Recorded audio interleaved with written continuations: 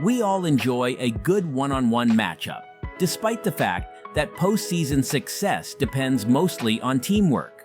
Great individual performances help make games legendary and have a significant impact on how historically we remember those individuals and their teams. Today, we are going to see some insane player duels.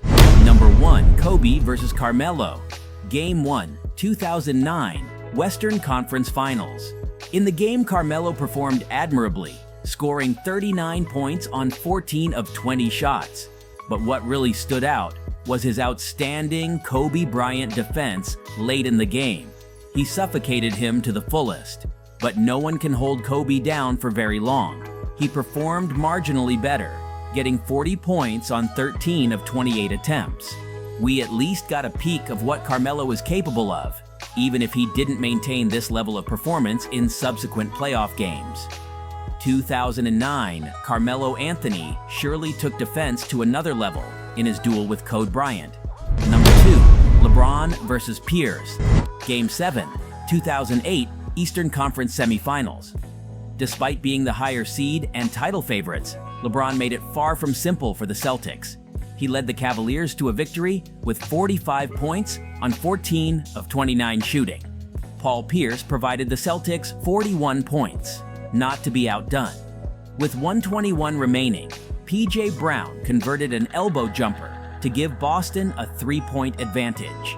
It then came down to which of the two players made the crucial plays to secure the victory. LeBron had the first opportunity and blew it. He missed an opportunity for an open jumper and then a layup that would have reduced the deficit to 1. The Celtics won the series after Pierce clinched the deal at the free throw line. Number 3, Iverson vs. Shaq. Game 1, 2001, NBA Finals. People don't seem to remember how great Game 1 of the 2001 NBA Finals was because the series was so lopsided. Because Allen Iverson wore his Jordan cape, nobody seems to recall how outstanding Shaquille O'Neal was in that game. However, the game's second-best player finished with 44 points and 20 rebounds. Let's examine the genuine hero in this story now that the necessary mention of the other guy has been made.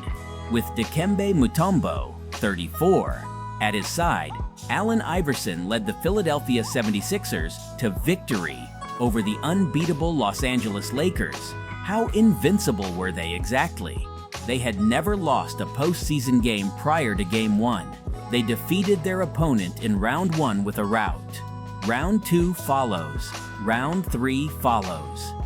Iverson's remarkable performance helped the Sixers win Game 1.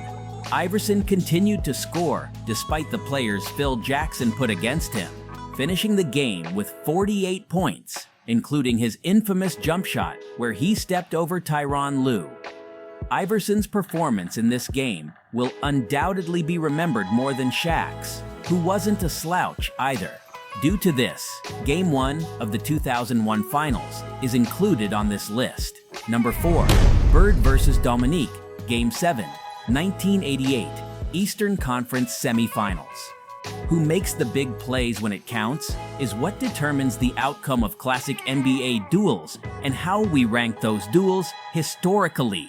How many guys can say they combined for 34 points in the fourth quarter while still winning one of the greatest duels ever?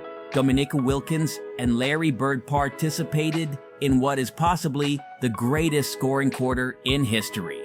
Wilkins was excellent. He made 19 of 23 shots for a total of 47 points.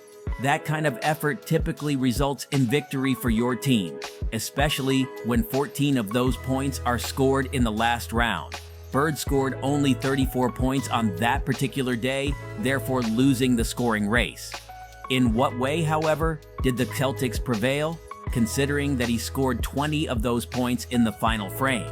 The Hawks gave the Celtics everything they could handle, despite the Celtics eventually eking out a 2-point victory, as Bird and Neek swapped baskets all day.